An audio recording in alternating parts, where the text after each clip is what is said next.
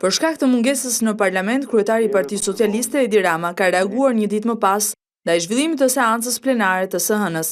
Ai zgjodhi që qëndrimin e tij ndaj rrëzimit të komisionit hetimor ta shfaqë në një bashkëbisedim me gazetarët, ku akuzoi mazhorancën se me rrëzimin e komisionit hetimor parlamentar tregoi se nuk dëshiron transparencën e zgjedhjeve, sepse i ka vjedhur ato. Qëndrimi ynë mbetet i pandryshuar. Betejë jon edhe më bindse, sepse pavarësisht vulës që Saliu i vuri dje, vërtetimit se i ka vjedhur zgjedhjet dhe kapakut që përkohësisht vuri mbi këtë çështje, opozita nuk do të ndalet. Herët ose vonë ne do ta bëjmë transparencën e zgjedhjeve të shkuara. Teksa u pyet nga gazetarët nëse socialistët do të marrin pjesë në zgjedhjet vendore, Rama tha se bojkoti nuk është opsion, por se socialistët do të pengojnë me çdo kusht zhvillimin e zgjedhjeve si ato të qershorit 2009. Se kemi konsideruar kur opsion mos pjesëmarrjen në zgjedhje dhe nuk e kuptoj pse përsërisni këtë pyetje, kur përgjigjja është dhënë me 10 herë.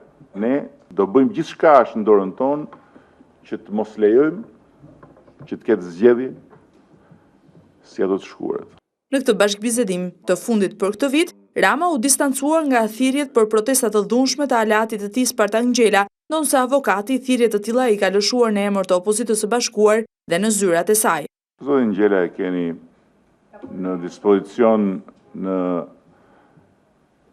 tryezën e opozitës bashkuar, e cila nuk është një kazermë, por është një front shumë partish, nga e majta në djathtë, ku secili ka zërin e vet dhe natyrisht ka dhe qasjen dhe mënyrën e vet të shprehjes pikpamjeve.